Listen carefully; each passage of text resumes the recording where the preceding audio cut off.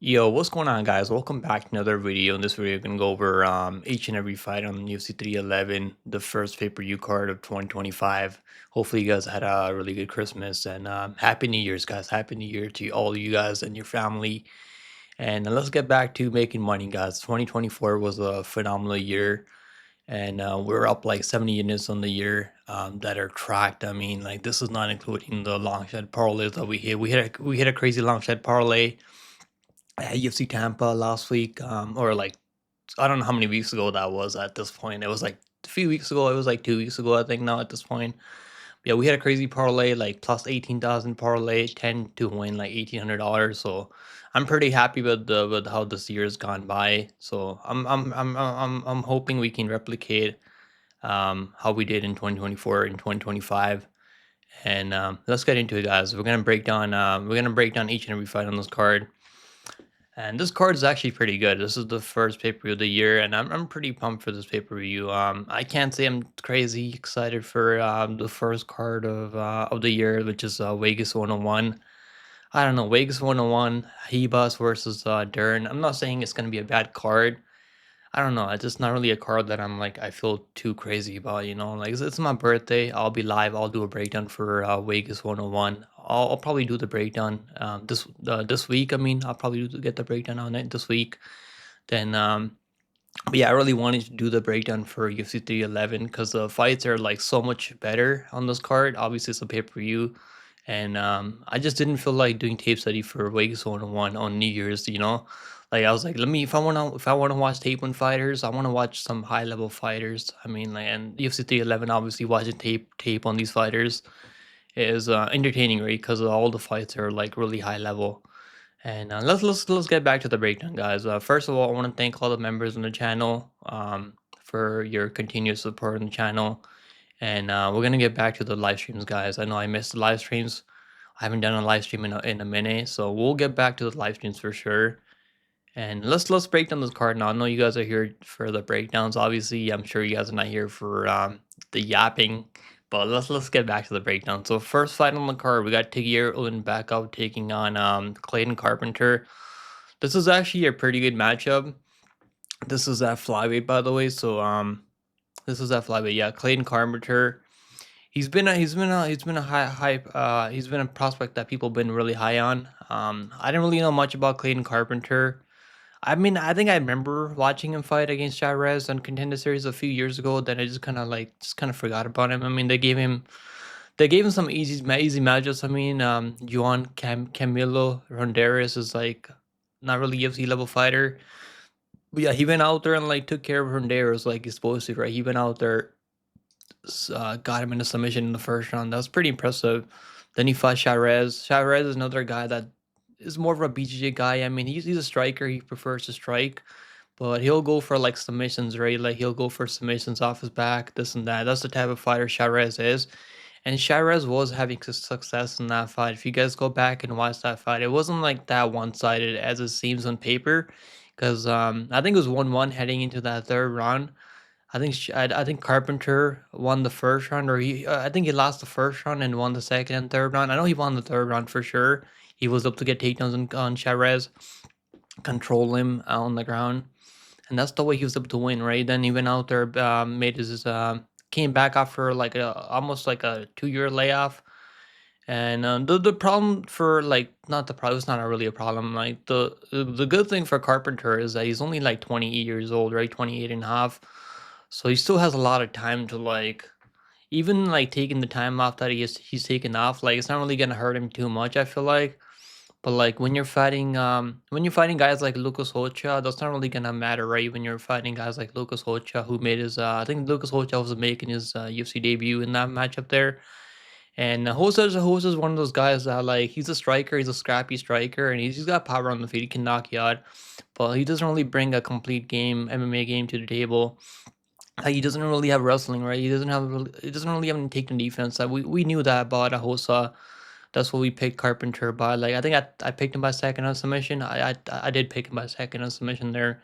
And eventually he was able to get those takedowns and like on the feet. I mean, like Hocha wasn't doing terrible on the feet. He was actually like pumping the jab, landing some knees up the middle, And Carpenter has a pretty good chin though, so at least we know Carpenter. He's got good cardio, good chin, and he's just the experience, right? Like now he's gonna be fighting a guy like Tagir Ulanbekov, who's got wrestling, who's trains out of the Habib's and Habib's camp. I mean, he's got really good coaches like Javier Mendez. I mean, he's training with other guys like Umar. I mean, Islam, and these guys, Usman, Nurmagomedov. I mean, like so, he's got the much better training partners. But Carpenter's training out of MMA Lab, so that's not really a bad team. That's probably one of the better teams to train if you're a fighter and you're under 135 pounds. Like if you're fighting in the lower weight class, like 125, 135, even 145, training at MMA Lab is not really the worst thing ever because there's a lot of fighters fighting in the lower weight classes at MMA Lab. I feel like right now, and even O'Malley. I mean, they got guys like O'Malley, Mario Batista, Marcus McGee, who recently just beat Jonathan Martinez at I think maybe WC 310. I can't remember which card. I think UFC 310, the pay per view, right? So yeah, Carpenter, I think he's pretty good. I think he's gonna be UFC for a long time. I just don't think this is a good matchup for him, man. Tagir is a guy that can strike. He's a really good counter striker. He's one of the biggest guys in this weight class, and he's missed weight, man. I mean, he was supposed to fight Joshua Wen. He had a bunch. Yeah. He was supposed to fight Joshua Ran. I was picking Joshua Ran because I'm pretty high on Joshua Ran, but yeah, he missed weight by against Joshua Ran, and I think he came in like a couple of pounds over. Yeah, he came in like almost 3 pounds over, which is not a good sign, man. You gotta make weight to gear. If you want to fight at 125, you gotta make weight. And so like that's the problem with I have Tagir, and he doesn't fight that often. I mean, but other than that, I mean, when you talk about the level of opposition that these guys have faced, I mean, Tagir has fought the much better opposition. I mean, we go back all the way. You go back all the way to him knocking out Asul Mabayev. I mean, like how long ago was that? I mean, that was like a long, long time ago now. Almabayev. I know he knocked out Almabayev.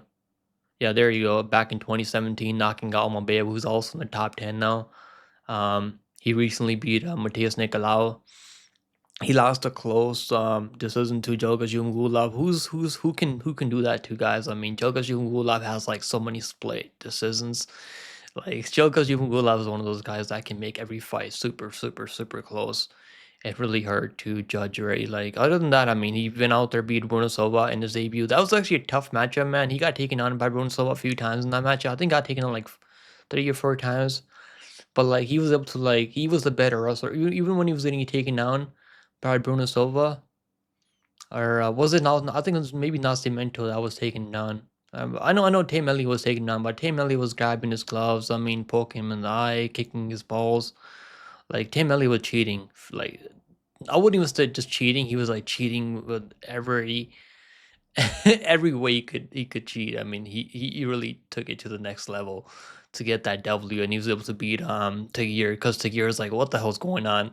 That's just what happened in that fight. I mean, he went out there beating Nate Manus, was able to get that wrestling going early and submit him because Manus was trying to get out of those positions, and he left his neck wide open, and Tagir was able to wrap that neck up. That's the thing about these guys, right? Tagir, Ulanbekov, Seidner, Magomedov. I mean, these guys have some of the best front chokes that you're ever gonna see in the UFC or MMA overall in general.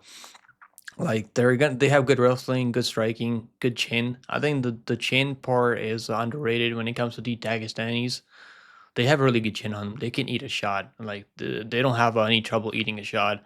Like Habib, Islam Makhachev. I know Islam's been knocked out like one time, but it's gonna happen when you're in the fight game. It's gonna happen. But yeah, just to wrap this up. I mean, I'm gonna go with Tagir. I think Tagir, at this point right now, with the experience that he's got, I mean the guys that he's gone up against, even Tim Elliott's, he's been in the UFC for like, or I don't know, or probably over a decade at this point. He's been in the UFC for so long. He's definitely got so much experience, and obviously losing to a guy like Tim Elliott doesn't look good on paper, but yeah, I don't know. It can happen, right? Even the Nascimento fight was kind of close, but I just think all in all, man, I just think Tagir is gonna be able to strike with the Clayton Carpenter, and he's got really snappy kicks too, like body kicks, leg kicks, and like all that, right? Like and he's got really good game plans also. And I think Tagir is gonna be able to mix in takedowns. And can Tagir go out there and submit him? I think there's a chance that Tagir can submit him, because Tagir, if Carpenter starts wrestling with Tagir, there's gonna be a possibility that he can get caught up in a submission or something like that, right? But I'm gonna go Tagir. I think Tagir is gonna win. I'm not sure if he's gonna get that submission, but I'm gonna go Tagir by. I'll go by decision or something, but I want to go submission. Part of me wants to go by submission because I mean Nascimento has a high level BJJ black belt, right? Bruno Silva has a black belt also, I think, in BJJ. So like not submitting those guys is like not bad, right? I mean, submitting Nate Maness, who's fighting in BKFC now. I think he's fighting bare knuckle, and obviously submitting Durden. That was a really good win for round 2 year. He actually dropped Durden in the first round too. But yeah, I'm gonna go 2 year Ulanbekov to win. To get right now is minus 225, 255. I think the lines are kind of wide. I mean, I would have to gear like minus 180, minus 190, because Carpenter, he could be the real deal, right? He's 8-0. He's gonna be really confident coming in. But yeah, I just think 2 year right now is gonna be too much of a problem. Next fight on the card, we got Grant Dawson taking on Diego Ferreira, guys. Diego Ferreira is having a career resurgence right now. He's coming off 2 back-to-back knockout wins over Michael Johnson and knocking out Mateus Rebecki. That fight probably shouldn't have been stopped. I mean, let's be honest. I know he's beating the shit out of Mateus Rebecki, but there's only like 10 seconds to go.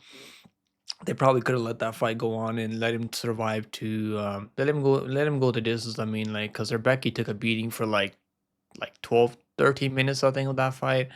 He had a good first round. Urbeski had a good first round, then he just kind of like fell apart. He didn't really have the cardio there to be able to manage the way he was fighting in the first round. Then Ferreira started picking him apart in the striking, and obviously knocked out Michael Johnson. Right, Michael Johnson was beating him up in the first 2 rounds, and he just got caught. I think the late second round when he got caught. So yeah, I mean Ferreira has a lot of power. Right, he's been UFC. He's been in the top 10 like for a while. I know he's probably not in the top 10 anymore. I don't think he's in the top 10 anymore. But yeah, this guy's been in the top 10 for a long time, man. He's fought guys like Poirier, Oben Mercy. I mean, beating OAM, and that still looks good on his resume. He lost to Benir Dariush twice. I mean, but some of those fights were close, man. That Dariush fights were close. He was actually beating up Gregor Gillespie. Like, go back and watch that fight, man. Ferreira was beating the shit out of Gregor Gillespie. But the problem for Ferreira is that, like, if you have wrestling and you can, like, if you can, like, stick to your wrestling game plan and, like, keep shooting takedowns after takedown after takedown, takedown after takedown, you're going to get those takedowns, man. That's what happened in that Gregor Gillespie fight. Like, he just didn't give up on takedowns, right? Like, that's the thing about Grant Dawson. Dawson's gonna be one of those guys that's gonna keep shooting takedowns after takedowns. Even if he doesn't get the first few takedowns, he's gonna stick to the game plan, man. That's why, like, I was thinking about picking Ferreira here, but that's one of the reasons I can. I still think Ferreira has a lot of power, man. If Dawson is striking, he's striking looked better in that fight against who was it, that Mexican dude, right? Rafa Garcia, yeah. Yeah, his striking definitely looked better against Rafa Garcia, but Rafa Garcia is not really known for that power on the feet, or like not really known for the wrestling either. But yeah, and Rafa's never been in top 10 or top 15 in the UFC, right? Like Ferreira's been in top 15, top 10. He's fought some of the best guys out there. The fight that scares me about is the Bobby Green fight. I mean, like, Bobby Green hit him with the jab or something like that, and he knocked him out like in like 30 seconds, and like Dawson just wasn't trying to recover. So I don't think he was out cold. He just wasn't trying to recover. He just kind of like, he's like, fuck it, man, I don't want to be here anymore. That's what I got from watching Dawson versus Green.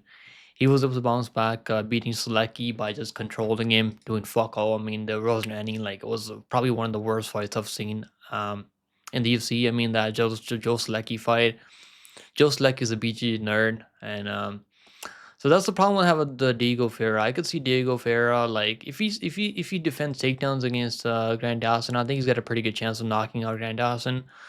But I just think that the longer this fight goes, I mean, the once it goes in the second round, like, And I think the first 2 minutes are probably gonna be like it's gonna be close. I think Ferreira's gonna be he's gonna have some good moments out there. Like he's gonna be like striking with him. He's gonna be looking good. Then Das is gonna be he's gonna shoot that takedown, and it's probably gonna be his third or fourth takedown that he shoots. And once he gets that takedown, man, I think it's gonna be all over from there. Now Dawson isn't the best finisher. Like he can finish you, but he's not really the best finisher. I mean, his grounded pound looked better in the Rafa Garcia fight, but in the past, I mean, normally in the past, his grounded pound wasn't really that vicious. But I guess he's been working on that grounded pound now because he knows he can't let these guys stand up and like get back in the fight, right? So yeah, all in all, man, like I'm gonna go Grant Dawson. I think Grant Dawson with the wrestling, with the cardio that he has, the chin is what worries me about Grant Dawson here. But I don't. I think he's gonna get those takedowns. I don't think he's gonna strike with them. If he strikes with them, man, like he could probably get knocked out. Ferreira hits hard, and Ferreira's got good striking. He's got good body kicks up the middle, good deep kicks up the middle. Like Ferreira's a dangerous dude, man. Ferreira's definitely a dangerous dude. So Dawson's gonna be out. He's gonna have to be on his A game if he wants to win this fight and not fumble another top 15 ranking. I guess he's ranked in top 15 now, but yeah, if he wants to stay in the top 15 or like go up the rankings, he's gonna have to go out there and like not make any more mistakes. But well, I mean, we can give him a break. He only made one mistake, and like I don't know, I love how many fights, 11 fights in UFC. So like we can give him a break. I guess 12 fights in UFC. He's only made a mistake once. The only fight where his cardio looked kind of suspect, I think it was that Marco Madsen fight, or no, it was Ricky Glenn fight. That was back in 2021. So it seems like Grant Dawson's fixed his cardio, he's fixed his pacing. I mean, like his fight IQ is better now. Yeah, I think Dawson, he should be able to get this one done. I'm gonna say Dawson by decision. I don't know if he's gonna finish Vera. I think Ferreira's got he's got some of the best scrambles out there, man. So like, I don't think it's gonna be easy to hold on Ferreira. And once Grant Dawson does hold him down, I think he's gonna just hold him down. I don't think he's gonna be like looking to. He could probably go for a submission or like ground and pound, but I don't know if he's gonna be like. He's gonna take a lot of chances letting this guy up over and over, where he has a chance to knock him out. Give me Grant Dawson to win, and Grant Dawson win by decision. Grant Dawson right now is minus 290, man. That line is way too wide for me. But I think Dawson's gonna win. I would probably play the over 1.5 rounds. I think this one goes over 1.5 rounds, if not over 2.5 rounds. Over 2.5 rounds is kind of risky though, because I could see one of these guys making a mistake later as they start getting tired. But yeah, I'm gonna go Dawson to win by decision. Next fight on the card, we got Ricky Turcios versus Bernardo Sopaj. This fight's at 135, I think, or am I mistaken? 135. Yeah, this fight is at bantamweight. So Bernardo Sopaj made his UFC debut. Took on Vinicius Oliveira. Oliveira was my lock of the week then, and he looked pretty good in that fight. I was watching the fight back, and man, he was looking he looked like he was in complete control of that fight. I mean, so like Sopaz is one of those guys. He's got all the skills already. He's training over there, all stars. With guys like Garam. I mean, Felipe Lima now, like Hamza Chimaev. I mean, like these guys are all over there training. I think he's training over there with Taleb, Ali Taleb. I think Ali Taleb trains over there, who fights in PFL. So those guys are all like good training partners for Sopai. Sopaj is going to be the more dangerous fighter. He's got good striking, good grappling. The cardio was a factor in that short notice fight against Vinicius Oliveira, but it was short notice, right? Like maybe his cardio is going to look better. I reckon his cardio is going to look better after when he comes into this fight on full camp, right? These guys were supposed to fight each other. I think they're supposed to fight each other a few weeks ago, or like 2 months ago at this point. Yeah, it was 2 months ago. But yeah, Turcios had a medical issue, so he wasn't cleared to fight back then. But now they're running it back. I mean, they're running it for the first time. Turcios is so I would favor Turcios when it comes to cardio. The output. I mean, Turcios lands a lot of strikes. I mean, even though it doesn't really land a lot of damage. I mean, he's not really doing a lot of damage when he strikes. He just throws a lot of stuff out there. He's like another Victor Altamirano, Caitlin Chukagian. They just throw a lot of stuff out there, and like that can kind of confuse the judges, right? Like when you see one fighter throwing like constantly throwing stuff out there, the other fighter's like waiting around for that one shot. I still think Sopaj is gonna be the better wrestler, and Turcios has no takedown defense, man. I've never really been high on Turcios. Now the you can give Turcios some credit because he can grapple pretty well. He can take your back, and like you got to be careful, man. Turcios had Rosa Jr.'s back, and he was trying to lock in that submission, but unlucky for him, man. Rosa's been chin maxing for forever since he was born, so like you can't really submit that dude, Rosa Jr. I mean, but yeah, he had some good moments in that fight in that first round. He was able to backpack Rosa Jr. take his back. I mean, we don't normally see guys taking Rosa Jr.'s back, so that's impressive. But against Navidad, whatever his name is, man, he was getting knocked down all over the place. I mean, he had a flying knee from Natividad, and he was getting taken down by Natividad. I think he got taken down like 6 times by Natividad. I mean, that's not fucking good. I mean, if Natividad's taking you down, I mean, I can't really trust your takedown defense against anyone, pretty much. He was able to beat Brady Easton. He actually knocked down Brady Easton, which is shocking because I don't think Turcios has any power. But yeah, it's really weird with Turcios, though. He's gonna be the one coming in with the youth experience, and Sopaj has only had one fight, but I'm happy that their first fight got canceled. Now Sopaj has had more time to be able to recover his chin. I mean, like after he got knocked out brutally by Vinicius Oliveira. Vinicius Oliveira, I mean, like that was probably one of the worst KOs knockouts I've seen. Definitely one of the worst like knockouts I've seen last this year. But yeah, he's looked pretty good outside the UFC. Outside the UFC though, like even like this Francisco Nuzzi guy is actually pretty good. That guy's actually pretty good. So he's been fighting solid opposition outside the UFC, and I think this is one of those guys that Sopaj can beat. I think he can beat a guy like Ricky Turcios. I can just see him beating Turcios. Like I don't know if he's gonna finish him because Turcios is pretty tough, but we've seen Turcios knocked out before. He's pretty tough though, but I'm gonna go Sopaj by knockout. I was picking it by knockout. I mean, or finish or submission, but I'm gonna go Sopaj by like grounded pound finish or like maybe a submission. I think it's grounded pound's probably more likely TKO. Give me Sopaj to win and win by knockout.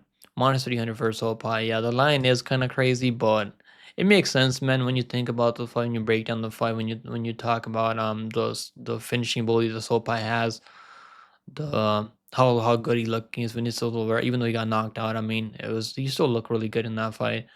Yeah, give me Sopaj to win. I'm gonna say Sopaj by knockout. Next fight on the card, guys, we got Peyton Talbott taking on Honey Barcelos. This should be a good matchup. I mean, this is the UFC trying to give Peyton Talbott a good opponent. I mean, and someone that he can get a win over. Right, like this is what the UFC is hoping for. And I agree with the UFC. I think this is at this point, man. Barcelos. I mean, if Barcelos was like 32, 33. I mean, 34 even. Like I'd probably give him more of a chance because he does have he's a world champion in BJJ, and he's got good experience. He's got more experience than Peyton Talbot in the UFC. But like we've been seeing Barcelos, he's still okay. Like he can still beat a lot of these guys that are like not top 15 level or top 20 level. But like I don't think he's gonna be able to beat guys that are like top 15 level. Like even Kyler Phillips. I mean, Kyler Phillips actually dropped him in that fight. He actually knocked him down. Like that's not really the best look, getting dropped by Kyler Phillips. He's gonna be fighting a guy like Peyton Talbot, who's got more power, way more speed. I mean, younger in his prime, and not even in his prime right now. Technically, let's be honest. 26 years old. He's the same age as I am. It's crazy to think about. But yeah, I'm gonna go Peyton Talbot, man. I think the striking is gonna be too much, and he's got more power. I think he'd put away Barcelos. I'm gonna say he puts away Barcelos. I think Barcelos is pretty tough though. He's only been knocked out like once. In the UFC, I mean, there's only two Umar Nurmagomedov. But yeah, I think when it comes to boxing, I think like Umar's got good striking too. Like, don't get me wrong. I think Peyton, when it comes to striking alone, like just striking, not wrestling, I think Payton's got better striking than Umar Nurmagomedov. I mean, probably not the better kicks, but better boxing for sure. I mean, I don't know how many people would disagree with me that on that one, but I do believe he's got better boxing than Umar Nurmagomedov. But obviously, Barcelos is probably worried about getting taken on by Umar Ray, so he's probably not going to be worried about getting taken on by Payton Talbot. We've seen Payton Talbot take people's back and submit him, but I don't think he's going to submit Barcelos. I don't see him submitting Barcelos, but I could see him knocking out Barcelos. So I'm gonna go Barcelos. I'm gonna go to Aiden Talbot to win. The odds are unbettable. Payton Talbot, yeah, it's -1,000. What are you gonna do with that? Payton Talbot by knockout TKO. Next fight on the card, we got Jack Reese taking on Tsarukyan Dumas, guys. This is gonna be a pretty good matchup. I mean, am I crazy about this fight? Probably not, but it should be a fun matchup where we see both these guys go out there and strike. Maybe grapple a little bit. I don't know who's the better grappler. I know who's the better, more dangerous finisher in this fight. That's Jack Reese by a mile. I mean, Dumas isn't finishing Tululin. He's not finishing like Abu Ajaitar, like who's the Potato Brothers. I mean, the absolute fraud brothers, Ajaitars. And he's not finishing Cody Brendan. I mean, not finishing Cody Brendan is not really bad, right? Like Cody Brendan's been out there, knocked out Jack Reese. I mean, it was fluke. It was kind of a fluke. Let's be honest, it was a fluke. He was going for an armbar and then he got slammed on his head and he got knocked out. I mean, so if you run that fight back 10 times, I'd probably pick Jack Reese like 7 out of 10 to beat Cody Brandes. But yeah, this is gonna be I think both these guys are similar in what they do. I think Dumas has got better fight IQ when it comes to like staying on the outside, like just picking his shots and like not taking a lot of risks, right? Like that's what I think Dumas is better at, not taking too many risks out there. Whereas Jack Reese is gonna be throwing body kicks. He's got some of the nastiest body kicks I've seen, man. You can hear those body kicks. You can hear those body kicks land from a mile away. Like the sun is like scary when this guy lands that body kick on people. And he was fighting a guy that has like this guy just you can't put him away, man. Jose Medina is one of those guys you can't put away. He's a tough Peruvian. I mean, you can't put away Jose Medina. I don't know who's gonna be able to put away Jose Medina. That dude is so damn tough. But what I like from Jack Reese is that he showed that he's got cardio. He's not only just a first round finisher bust guy, right? He can go to the second round, he can still win the second round, he can still win the third round, he can still get takedowns. I mean, he can still like wrestle if he needs to. And I think that's gonna help him in this fight. I mean, against Cedricus Demas. Demas is gonna have to stay on the outside and just like pick his shots and win rounds.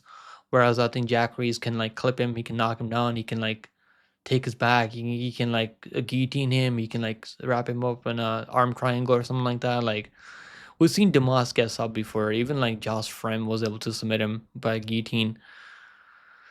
He's going out there beating guys like Jaritar, Brandes, Talulin. Like you gotta finish guys like Talulin, man. At least finish a guy like Talulin or like a Jaritar. A Jaritar only has cardio for like a round and a half. Even that fight was really close. I actually bet on Dumas in that fight against Jaritar. That was in Abu Dhabi, and it was a 1-1 heading into that third round. Man, it was 1-1, and like a flurry from Dumas, like towards the end of the round and the third round against the Jaritar, basically won him the fight because it was really close. It wasn't like Dumas wasn't looking that comfortable on the feet against the Jaritar. I feel like this is the same thing every time, man. He was even out there was able to wrestle Tululin. I don't know if he's gonna be able to wrestle Jack Reese. He could probably do it though. I don't really trust a lot of these guys that much. I'll be honest with you guys. I don't trust them with my money. But I didn't bet on Jack Reese against Medina because I know Medina's tough, man. I should have probably bet that Jack Reese fight decision because Medina is so tough to put away. I think Reese can put away Dumas. I think he can put him away. I think he can knock him out. I think he can submit him. I'm gonna go Jack Reese to win. -260 for Jack Reese. Yeah, I'm not playing -260, but I'm gonna pick him because I do think he's gonna win this fight. Next fight on the card, we got Carol Rosa taking on Eileen Perez. Now this is a tough matchup to do a breakdown on, guys. You know why? Because Carol Rosa is a more complete fighter. She's got better striking, more output on the feet, and her wrestling is not terrible either. She can wrestle if she needs to. She can strike if she needs to. But Perez has been on a tear. I mean, she's been on a tear. She's been out there beat Ashley Evans Smith. This complete domination. I mean, she just took her down every round. Then she went out there, beat Lucy Petalova, who's horrible. I think these girls are like, I don't know how they ever made it to the UFC. That just goes to show how terrible women's MMA and in the UFC and MMA overall is. The fact that Ashley Evans Smith and Lucy Petalova were ever in the UFC. Then she went out there beat Jocelyn Edwards. No, that was kind of impressive. She actually knocked down Jocelyn Edwards with the spinning back fist, and like and she was able to Russell Edwards. I mean, for a majority of that fight. Now there were some close moments. I mean, Jocelyn was able to get a couple of sweeps, get a couple of reversals, but it really just didn't matter, right? Perez was the better pair wrestler when it came to like controlling, when it came to getting takedowns, when it came to like having big moments in that fight. But what I'll say about Perez is that like she's tough, man. She got caught up in a submission. Jocelyn Edwards, like I think she had like a guillotine locked in at one point in the second round, and Perez she was not like um how do I say this? She was not panicking, right? She wasn't panicking out there. She stayed composed, she stayed calm, and she was able to like roll out of that guillotine submission attempt from Edwards. Then she went out there, beat Daria Legenkova, who's mostly a striker. I don't think Daria can wrestle, and she took her down in the first round. Was able to get that submission. She made it. The only time she's lost was against Stephanie Egger. I think she should be like 12-1. Cause let's go over her record, right? Like she should be 12-1. She was beating Tamir Vidal. It was a DQ, I think. Like that's what happened, disqualification. Cause I think Tamir Vidal landed, I think, or maybe Perez landed up kick or something like that. So that was a disqualification. She did not lose to Tamir Vidal. Like if she had lost to Tamir Vidal, I would never pick Perez ever to win a fight.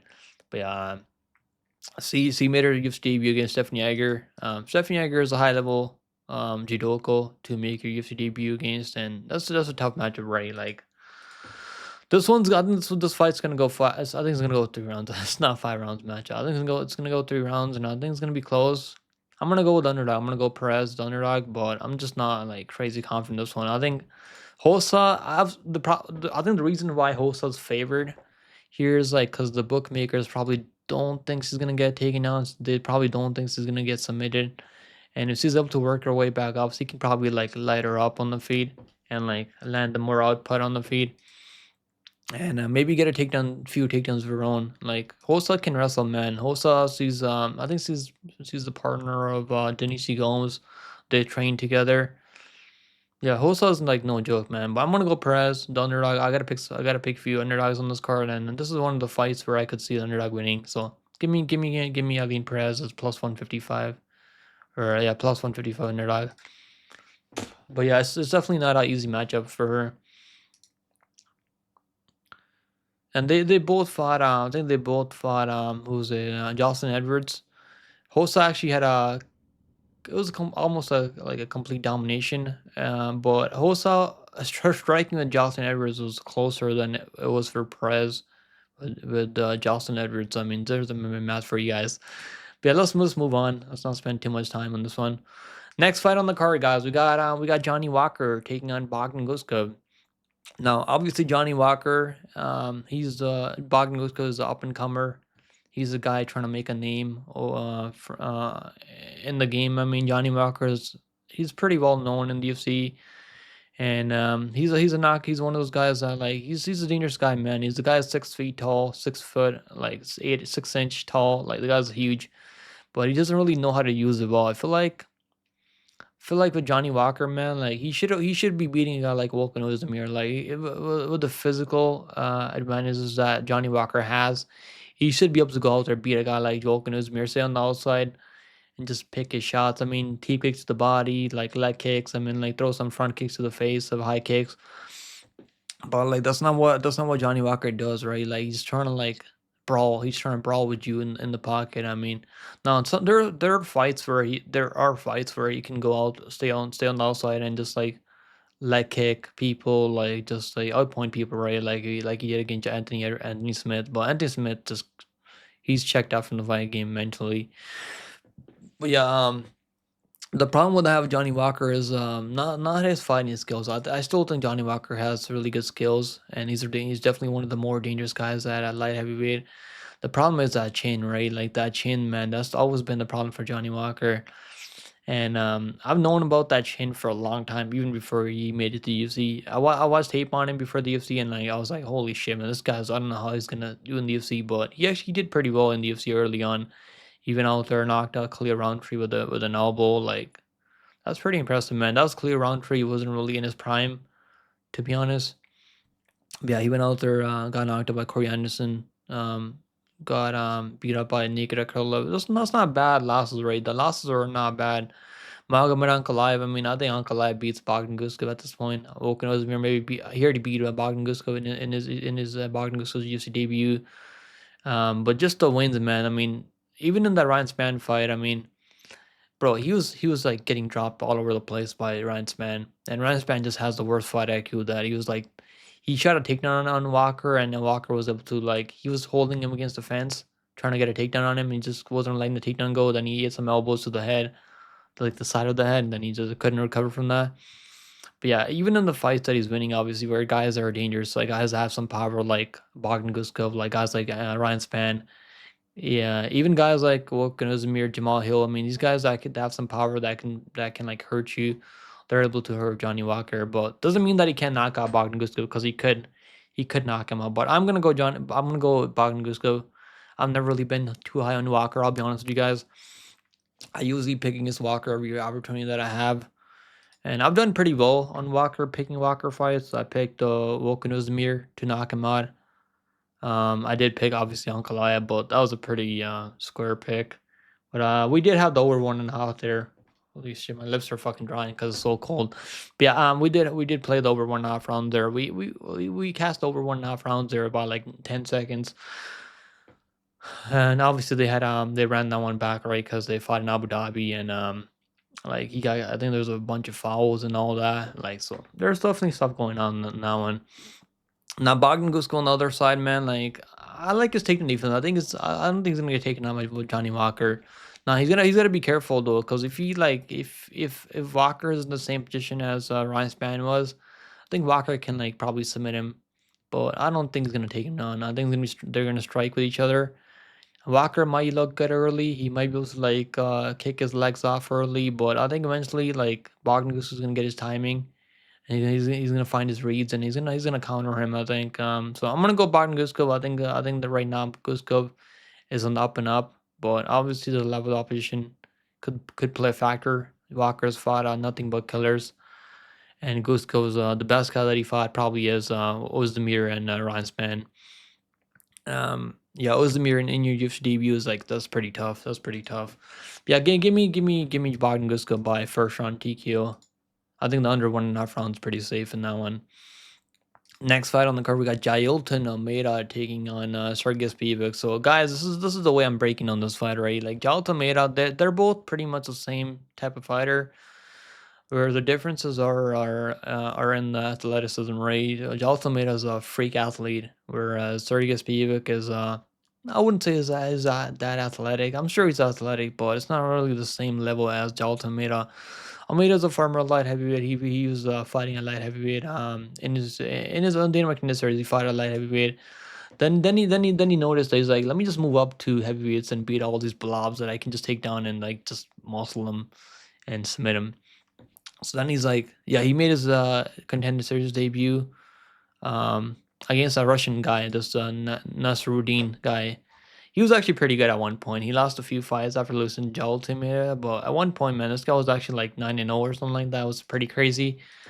But yeah, Almeida just took him down right away and just bullied him. It was pretty crazy to see Dagestan getting bullied like that, and then in the grappling, right? You don't really see that happen every day. I mean, but yeah, and this breakdown's already getting too long. We gotta run through this. So guys, I'm picking Joel Almeida. I think he's gonna be able to. He's gonna be the better athlete. I think he's gonna be the better wrestler.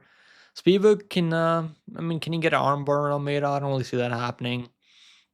Spivac does have pretty good BJ though. Like he's got a lot of submissions on his record. I don't think it's gonna be much of a. I don't think Almeida's gonna be worried about much on the feet. Spivac isn't the best striker. He can strike with you. Like he can land output. He's probably the better striker than Almeida, but I don't think he's got crazy one punch power where he's gonna knock out Almeida or like do him like Blades was able to do, right? Like he took down Blades like 9 times or 10 times in that first run. Like that's impressive. Blades is one of the better wrestlers at heavyweight for sure. So like taking down Blades 9 times, that goes to show how good his wrestling really is. And if he didn't get caught with those elbows or maybe the short uppercut that he got caught by Blades, he would probably be okay. He probably would have. He was gonna win that fight. I mean, the way he was taking down, like if his cardio held up, I think he was gonna win that fight if he didn't get knocked out by Blades, obviously. So then he went out there, fought a Blob, Romanov, took his back, subbed him right away, like, and Blob wasn't even trying to fight hands. It was actually pretty funny to watch. Like Romanov just wasn't trying to fight hands. I mean, Romanov he's not in the UFC anymore. I think the UFC cut him, right. I think they actually cut him now, so he's not in the UFC anymore. But yeah, anyways, all in all, man, like just to wrap it up. I mean, my breakdown overall. I think Spivac is gonna have maybe he's gonna look for some submissions. I think Almeida's gonna be he's gonna be one step ahead. And I think Almeida's he's gonna take his back and he's gonna submit him. So I'm gonna give me Almeida by submission. Spivac is pretty tough though. I don't know. He's never been sub before, but he's never fought anyone like Almeida. Yeah, give me Almeida by submission. Almeida right now. What's the line? Minus 300 for Almeida. Yeah, that line is kind of like crazy though for heavyweights. I'm still gonna pick Almeida by submission. Next fight on the next, let me not skip ahead. We got Rinne Nakamura, guys. Rinne Nakamura taking on Moin Gafurov. This should be a good matchup. This is a typical striker versus wrestler matchup, pretty much. I mean, Rinne Nakamura is one of the best wrestlers from Japan. I think he was in the Olympics at one point also. Yeah, he's looked pretty good, man. I would say he's looked crazy good in the UFC, but he's getting the wins, right? He's getting the wins. I mean, we've been pretty high on Rinne Nakamura, and he's like, I mean, he's 30, 27, these guys, right? Like the last two guys, I mean, Carlos Ferreira is a BJJ guy, BJJ nerd. I think he's like Ryan Hall's prodigy or some shit like that. I don't know. It's like he's like Ryan Hall's boy. And I guess they gave him the UFC threw him Carlos Ferreira, so Carlos Ferreira's not dangerous. I mean, he can catch you in a submission, but other than that, he's not really dangerous. Fernie Garcia, like just got overwhelmed with the wrestling and just really couldn't like get up. I mean, he just really couldn't get up. So I think that's what's gonna happen here, guys. I think Rinne Nakamura wrestling is too much. Gafurov was still getting taken on. He won that fight right 5 months ago over Kongo Kang. I mean, I think that was in Saudi Arabia, by the way.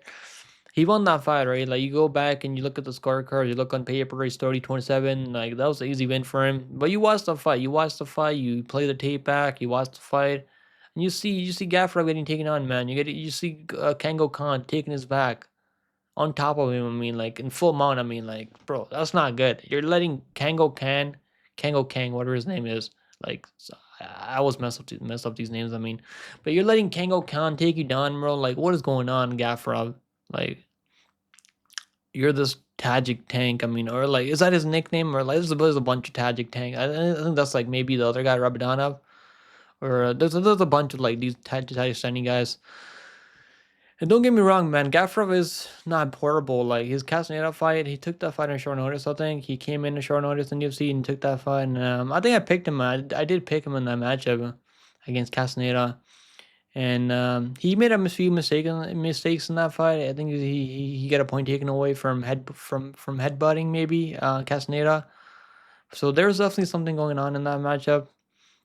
And obviously, like against Nurmagomedov, I mean, like you can't shoot a takedown Nurmagomedov. Like, don't shoot a takedown in the first round. I mean, people don't learn, man. These guys don't learn. Like the worst thing you can do against Nurmagomedov, like you might as well just stay at range, just get picked apart with the kicks from Nurmagomedov, than like shooting a takedown him early when he's fresh, when he's not sweaty. Like then he'll wrap your neck up real quick, and that's what happened there. And the Gafurov wasn't comfortable at range, and he shot a takedown, and he got caught up in a submission. I don't think that's gonna be the factor here. I don't think Rinne Nakamura has crazy BJJ. Like I don't think his Brazilian Jiu-Jitsu is like at the level of Nurmagomedov. I don't think he's got crazy front chokes like Nurmagomedov, but I do think he's got wrestling. And I do think he's got the wrestling and the cardio and the fight IQ and the power on the feet to keep it pretty close on the feet when the striking changes.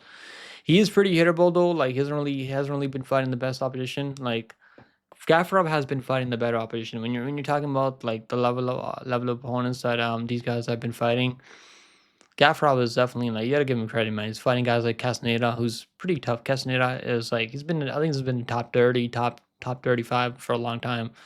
For not a long time, I mean, for a couple of years now. He's been in UFC for a few years now. Nurmagomedov, I mean, obviously Nurmagomedov's a top 15 guy. And if Nurmagomedov stayed more active, I think he could be fighting for a belt. Like that's how high I am on Nurmagomedov. He just needs to turn up the activity. Like that's the problem with having Nurmagomedov. But yeah, Gafurov, I just don't like his takedown defense, man. I would pick him. I would probably pick him if I didn't see him just getting taken on and by Kango Kang, getting fully mounted by Kango Khan. Now the good thing for Gafurov was that he was able to like get up, right? He was able to get up and like outstrike Kango Kang.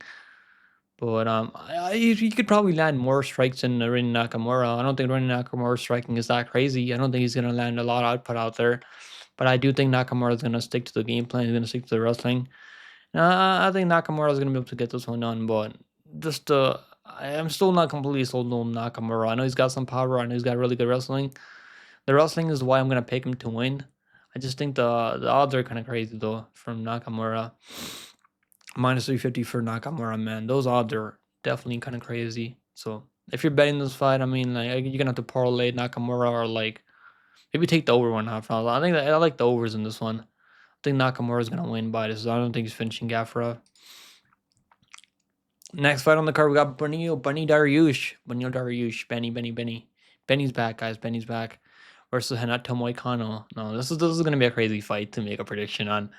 I was definitely considering picking Dariush, and I might still pick Dariush. I don't even know why, because I watched so much tape back, guys, and I just like when Moicano's not getting takedowns, man. Like when he's not getting those takedowns, like striking is like I don't know what it is. Like his striking just looks like really bad. Like his striking is not that horrible. I don't know. I just every time I watch tape on Moicano, the striking just like I don't feel comfortable, man. Like maybe like against Benoit Saint-Denis, like he 10-7s Benoit Saint-Denis in the first round. Then like the second round, like something's winning that second round, man. Like maybe that was Moicano, like seeing how much damage that he put on Benoit Saint-Denis.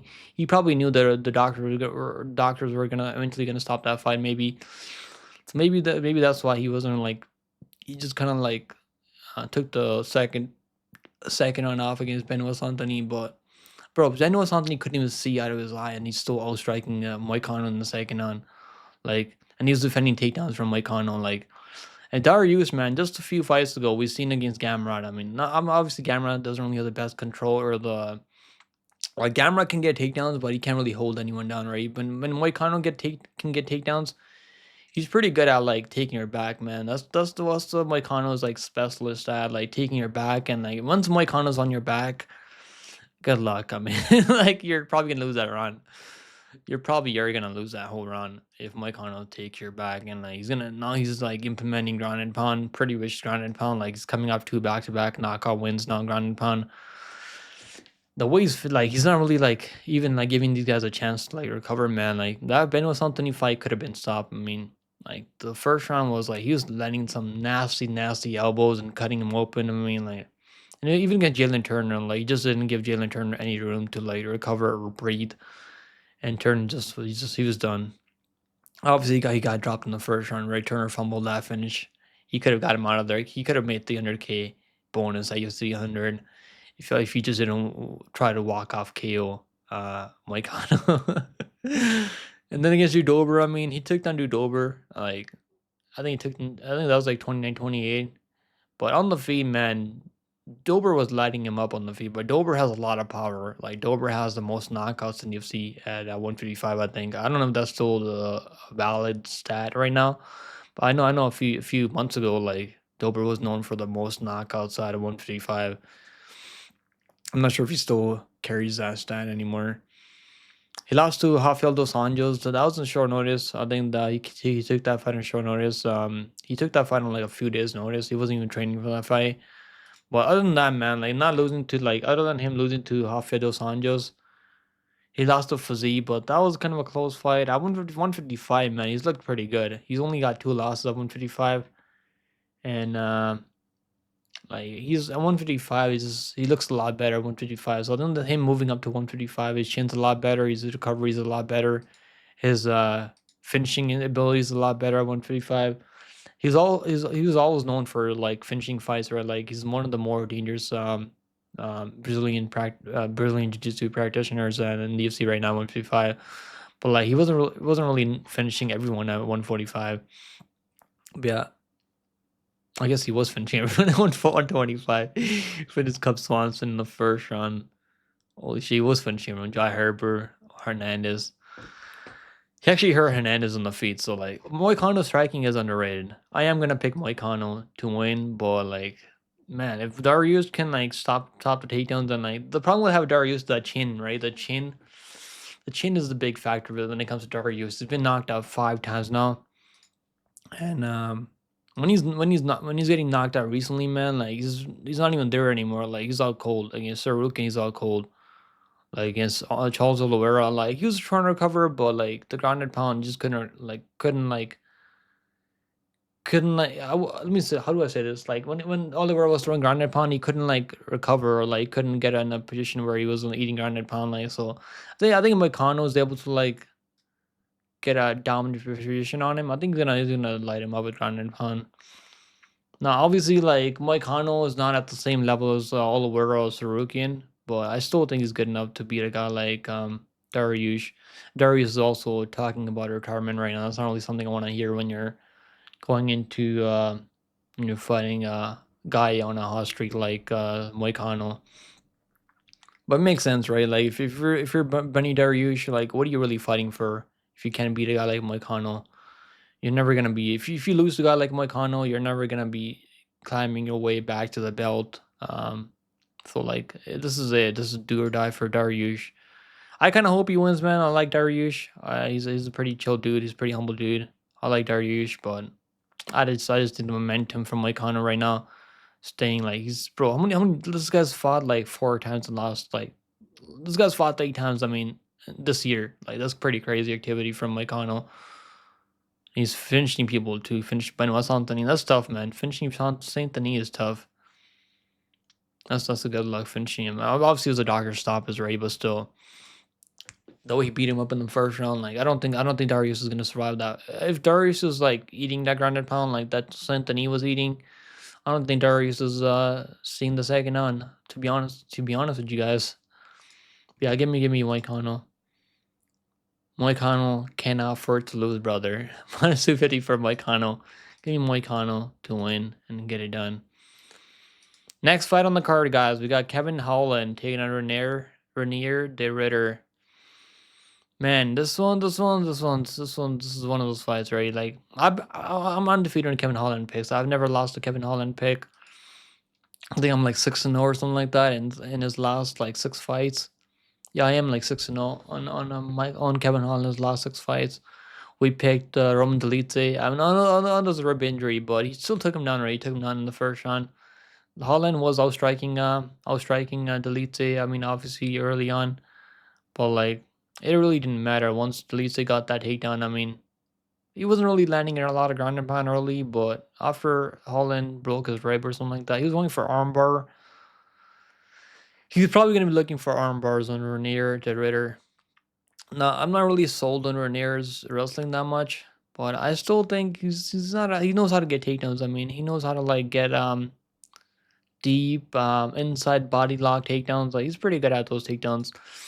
Now, was I impressed with the earlier against Gerald Mearshart? I mean, not really. He was. I don't even know who's winning that fight. It was a pretty crazy fight. If Holland starts like defending takedowns against De Ritter, striking is gonna be one-way traffic, man. Holland striking is way better than the Ritter, like way better. Ritter has okay strike. He's got okay power. He dropped Gerald Mearshart. I mean that's kind of impressive. I don't think he's gonna be dropping Kevin Holland, but we've seen Kevin Holland drop recently. He got dropped by Mikhail Lajic, and then he was able to get that armbar. I mean broke his arm after. Then I think he got dropped by Michael and Page a few times in that fight, if I'm not mistaken. I don't. They didn't really give him MVP any knockdowns. I don't know why. Cause I think I do remember seeing Kevin Holland getting dropped in that fight. We picked Michael and Page obviously there. Then we picked Jack Dale Medellin on by decision. Obviously, I had the over 2.5 for that. That's probably one of the most confident picks I've ever had in my life. And betting him, I mean, I was pretty confident the over 2.5 there because Holland's really tough. JDM's really tough. This one, man, Ritter's been knocked out before. He's been knocked out a few times now. But that was to the guy that fights at heavyweight. I mean, this guy's like a 30. Honestly, he's not the champion anymore. He lost recently, but yeah, he lost a close decision. But this guy's actually like fights at 265 or something like that. This guy's a monster. So like that's not even that bad. So the problem with Kevin Holland is obviously the wrestling, right? The taking defense. If this stays standing, I'll pick Kevin Holland all day long if this is a strike matchup. But obviously, when you talk about MMA, when you talk about the wrestling, right, the takedowns, I mean the submission game of the RDR, I think RDR can get this one done. I can't believe I'm saying that for watching RDR's first fight in the UFC, but I think he can make this close. I don't know if he's gonna 100% gonna win, but like I don't know, man. This one's like Kevin Holland's like he's been in the UFC for so long. And he could probably knock him out, I mean. But is he gonna knock him out? Man, if like Holland shows up, that Holland that showed up against Ponchinibbio, he's gonna light him up bad. Like, so he knocked out Buckley obviously back in 2020, like knocking out Hernandez. Bro, I might go with Holland. Like Ritter, he's gonna get, if he gets takedowns, he can probably like it's probably life for a submission. But I don't know, man. I don't know. No, Holland's coming off a rib injury, so like I don't really want to pick someone off a rib injury. That's not really something I would like doing. I'm gonna go Holland for now. I'm gonna see like how much that rib injury like is a big factor. If I see him talking about the rib injury later in the during the 5 week, I might change my pick later. But for now, I'm gonna go Kevin Holland. I just think the level of experience. I mean, the UFC is gonna be way better. But like, can you really trust Kevin Holland at this point? At chalk, I mean, I don't know if I can trust my chalk. Ritter is plus 120. Holland's minus 140. Ritter's probably not a bad pick because Holland's just got injured like 2 months ago, and that's not really the best thing ever. Man, I'm gonna go the Ritter. I'm gonna change my pick to Ritter. But yeah, this is a winnable fight for Kevin Holland for sure, and I understand why the odds makers have Kevin Holland as a favorite. I'm gonna go with underdog, the Ritter. Next fight on the card, we got Jiri Procházka taking on Jamal Hill. Sweet Dreams Hill, man. I mean, former champion versus former champion. Both these guys lost Alex Pereira. I mean, that's the only two guys that these guys are losing to. I mean, Alex Poatan Pereira. I think that's the only guy that Procházka's lost in the UFC. Poatan. Poitan's just a different beast, man. Poitan just a different, absolutely different beast. Now J Hill's gonna be fighting Procházka. Procházka's striking defense kind of worries me, right? Every time he fights, striking defense is pretty bad. And he's got the hands low style where you can't really see the punches coming, and that can help him, right? Like people that he's fighting, they can't really see what he's gonna throw next. Like he's gonna throw a leg kick, he's gonna throw an elbow, like he's gonna throw a spinning back elbow, like he did against Reyes, or he's gonna throw a high kick, he's gonna throw a leg kick, body kick, or like there's a lot of stuff that Procházka throws, right? Like you can't really like time it either, like because he's so I don't even think Procházka knows what he's gonna throw next. Like that's what I feel like when I'm watching this guy fight. But like this one's gonna be tricky, man. Procházka he just got knocked out. I mean, like 5 months ago. That was 5 months ago. That was crazy. How time flies. Yeah, even against Rockets, he's losing the first round against Rockets. Then he was able to clip Rockets at one point and knock him out. Knocked out Glover Teixeira. I mean, that's impressive. Not knocked him out. I mean, he finished him by submission. Jamal couldn't finish him. I mean, I guess he kind of beat him. He was up to beat Glover pretty convincingly. Like I think it was 50-45 or like something like that. It was like pretty one way traffic there in that fight. And Jerry had a close fight with Glover. I think that was like I think he might have been losing that fight before he got the submission. Also, if I'm not mistaken. So like doing some MMA math, right? Like, bro, Jamal Hill. Like I know we don't like Jamal Hill, but just because he lost to Poitin and now he's like he just can't he can't like let it go, man. That's the thing. That's why like I don't want to see like fighter when they lose, they just can't like they can't let it go. Like you gotta let it go and just like move on. You gotta take a Procházka serious, man. Procházka's no joke. So Hill's gonna have to take Procházka serious. I don't know if he's taking him serious right now because all he seems to talk about is Poitin, Alex Pereira. I mean, so is he training over there? I know Procházka's training. He's training all the time, fucking time. I mean, Procházka's not on social media. He's not on YouTube right now, making 40-minute videos about other people. Give me Procházka. I'm gonna go Procházka. I was leaning towards Hill, but I can't trust you, man. If you're like if you can't move past your past opponent, if you can't move on anymore, like that's not really a good sign. Not saying he can't like win this fight. He could. The odds are close for a reason. But even if Hill's doing pretty well, I could see Procházka landing something big. Man, Procházka just has a way to find openings. I mean, like he's gonna take chances. I know Procházka. When I pick Procházka, I can like trust in Procházka to go out there and like actually fight for actually do what he's supposed to do, right? Like he's not just gonna go out there and like look like Glover and stay on the outside for like the whole five rounds and just like get picked apart, right? That's Glover. I mean, Glover's like 40 years old. I think Glover was like 42 at the time when he fought on a Hill. I mean, obviously Glover's a former champion, right? There's respect to Glover, but like Glover is not really like known as a knockout artist. He can hurt you, I mean, but he can club and sub you, but he's not really like known for that power on the feet. Procházka he's known for that power on the feet. Give me Procházka to win. I'm gonna go Procházka here. Procházka minus 120. It's basically even money. I'm gonna go on the Procházka side. Next fight on the card, guys, we got Merab Dvalishvili taking an Nurmagomedov. This is gonna be a phenomenal matchup here, guys. The first of the two title fights on this card.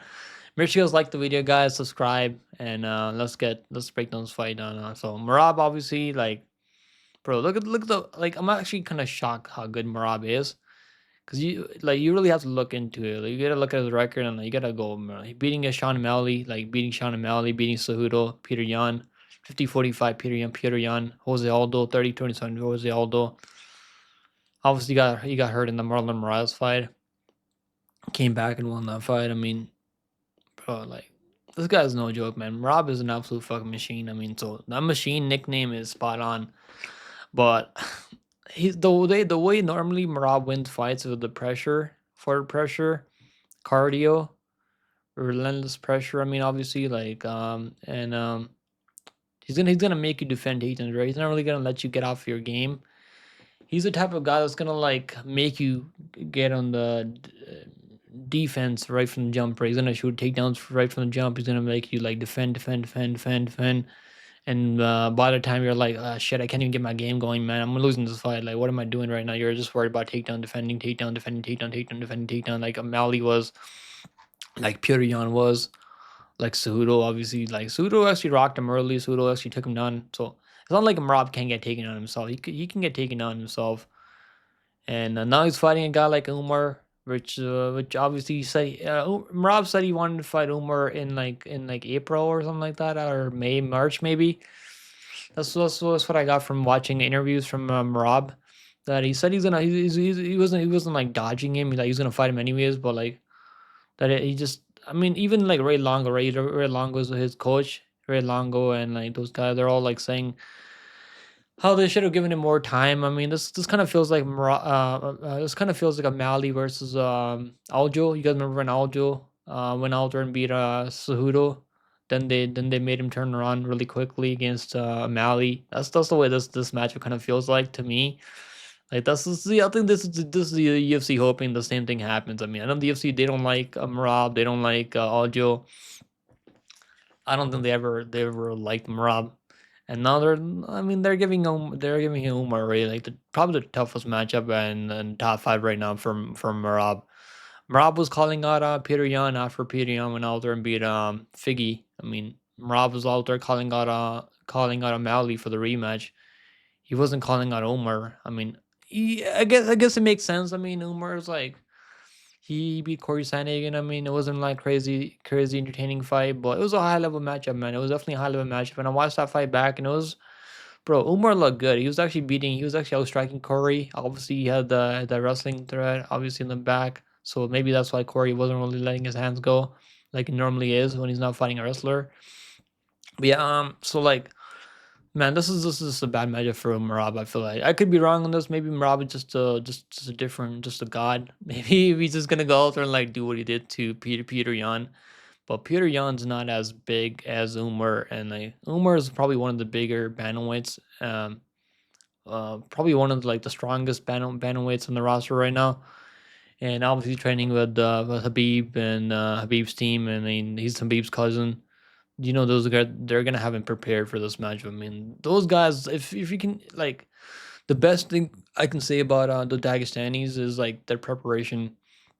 Like these guys don't leave any holes in the preparation when it comes to preparing for fights, and that's why I like betting on guys like this, like Movsar Evloev, like even like Battle, even like Shavkat Rakhmonov. I mean, these guys, like even Pantoja, like on the last paper UFC 310, we cast everything, man. UFC 310.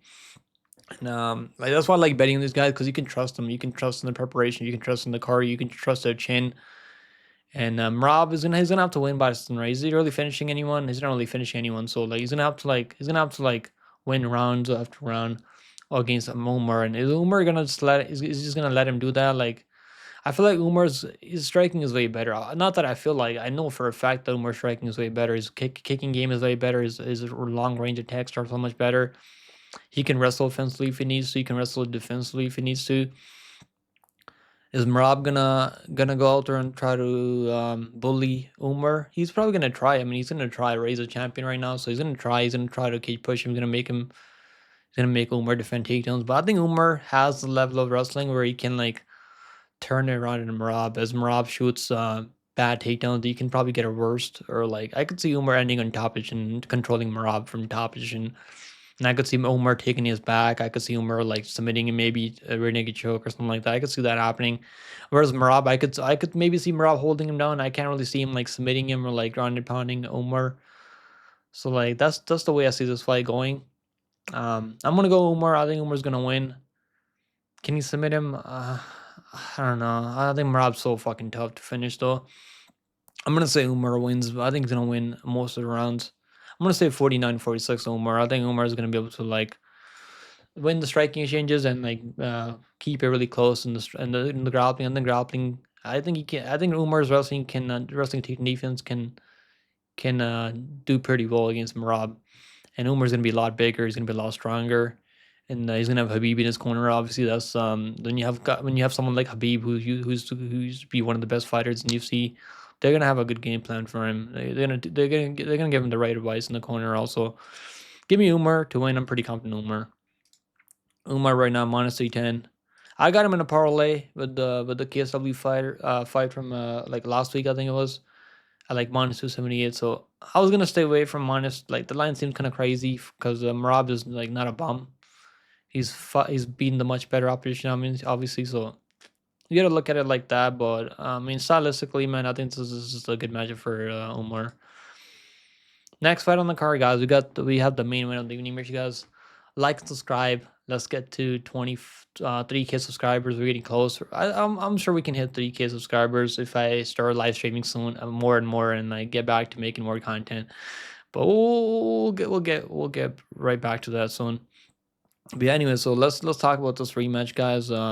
The main event of UFC 311, Makhachev versus Tsarukyan II. Now, obviously, Tsarukyan has gotten so much better. But so has Makhachev, right? Makhachev has gotten a lot better also, but Tsarukyan, his conditioning is like what I'm impressed by Tsarukyan. His wrestling conditioning, guarding pound pretty vicious, and his elbows are pretty nasty too. His striking is okay. I don't think striking is that crazy though. Like he's got knockouts where he knocked out Dariush. His striking against Joaquin Silva wasn't like crazy impressive. He was taking on Joaquin Silva. He got rocked, and he's got good recovery though. We know Tsarukyan has a good chin on him. he can recover. He can eat shots pretty well. He's been knocked out. I mean, both these guys they've both been knocked out before, like early in their careers. So that happens, right? When you're in the fight game, you're fighting the best guys the promotion can give you. You're gonna run into someone that can catch you, that can clip you, and put you away early, right? Like when you're young in your career, you're gonna make some mistakes. But yeah, since then, I mean, they both looked really good. Islam's the only guy that has been able to beat a Tsarukyan, other than maybe Gamrot. I don't think Gamrot won that Tsarukyan fight, but the judges gave it to Gamrot. I mean, so it is what it is. That's gonna happen in the close fights like that. I think Tsarukyan had the knockdown over Gamrot also, and it was I actually scored that fight for Tsarukyan, but they gave it to Gamrot. I mean, it was kind of shocking the fact that it was a unanimous was shocking. Like I don't think that should have been unanimous. That should have been split at the very most. I mean, but yeah, they favored Gamrot because Gamrot I almost felt like Gamrot was starting to get takedowns later, more takedowns later in the fight than Tsarukyan. But Tsarukyan, I think he looked better in the striking against Gamrot, but it was really close, man. It was really close. And then obviously Tsarukyan's last fight against Oliveira was really close. I picked Armin there. I think I picked him by decision. Maybe I changed my pick to KO TKO ground and pound or something like that, but. He almost got slept in the first round, man. I mean, like Oliveira, he barely got that win. It should have been 29-28. I mean, to be fair, because I do think Tsarukyan was landing more damage in the second and third round. It was the first round was obviously like Oliveira. Oliveira had full mon on him. Oliveira was like, bro. Oliveira's grappling is no joke. I mean, I don't think Oliveira can do that to Makhachev. But the fact that he was able to do the Tsarukyan in the first round, like almost submit him, and then getting full mount, I mean, like throw ground and pound Tsarukyan, like bro, Tsarukyan was in so much trouble in that first round, but Tsarukyan is tough though, so he was able to come back in the second and win the second on third round. I think Makhachev is just a different beast, man. This guy is one of the bigger lightweights out there, like on the roster, and even like when you look at these guys, I mean, him. Let's talk about Umar. Right? Umar's like 5'8" at 135. Let's talk about Usman Nurmagomedov. It's almost like I think Usman Nurmagomedov is like 5'10" or 5'11". Like these guys are all big men. You don't see guys like from Dagestan, like guys like Makhachev that are like 5'7" after fighting at 155. Tsarukyan is like 5'6", 5'7". He's not really that big, but he's pretty filled into that 155 frame. But I'm sure he's strong. I think Tsarukyan is really strong though. Tsarukyan was, I think, he almost got Makhachev down like once in that first fight.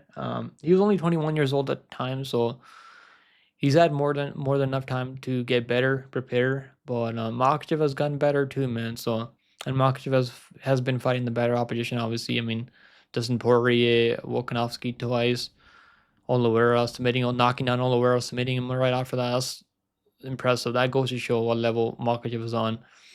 Obviously taking on Bobby Green in the first round, submitting him like easy ground and pound finish there.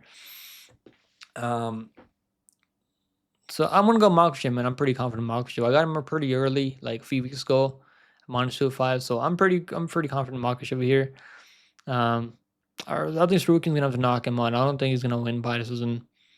He's gonna have to like really hurt Makhachev, or Makhachev's not really fully there, where he's like his brains are scrambled and he can't really figure anything out. He just seems kind of out of way.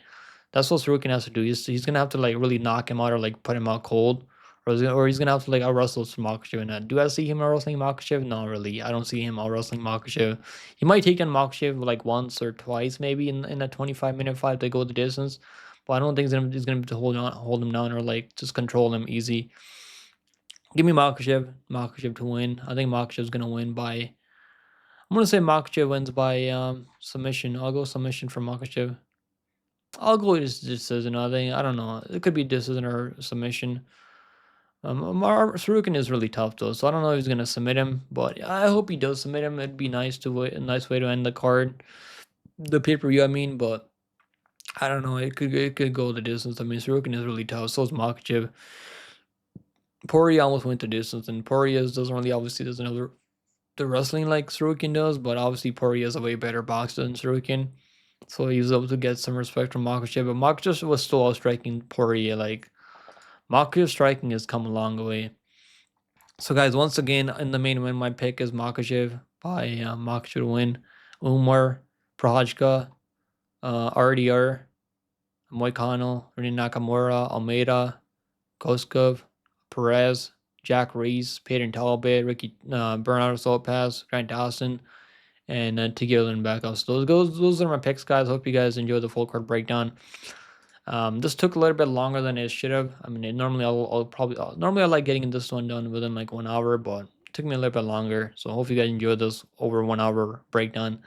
And I'll see you guys in the next one, man. Hope you guys have a good happy New Year's, and hopefully you guys have a good New Year's, and I'll see you guys in the next one. If you guys want to support the channel, you guys can become a member of the channel. And if you want to see my bets, there's a link in the description. You can check out my bets. We've been doing really well this year. I mean, and I'll see you guys next one later.